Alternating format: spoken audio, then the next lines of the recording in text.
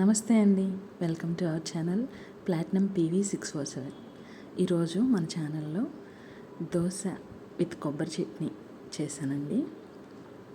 అసలు ఆ కొబ్బరి చట్నీ గురించి మీకు చెప్పాలండి. ఏంటంటే ఒక స్టోరీలో చదివాను అనమాట. ఒక అమ్మాయి ఫారెన్ నుంచి వచ్చి వాళ్ళ అమ్మ కొబ్బరి చట్నీ దోశ చేస్తే ఆ కొబ్బరి చట్నీ గురించి వర్ణించడానికి 2 నిమిషాలు పెట్టారు ఒక స్టోరీలో. అసలు అంత అద్భుతంగా చెప్పారనమాట.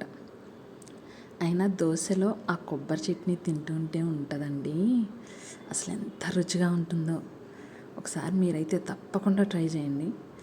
ఆ కొబ్బరి చట్నీ స్మూత్గా ఉండి ఆ దోశతోటి అలా అలా తుంచుకొని తింటూ ఉంటే ఉంటుందండి.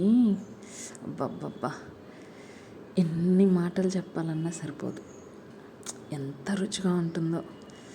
అందుకే మీకోసం అని చెప్పేసి కొబ్బరి చట్నీ వీడియో కూడా మన దాంట్లో అప్లోడ్ చేశాను. ఒకసారి మీరు కూడా చూడండి. ఇంకా ఫైనల్గా హ్యాపీగా అలా తినేసి ఎంత టేస్ట్గా ఉందంటే చాలా చాలా బాగుంది.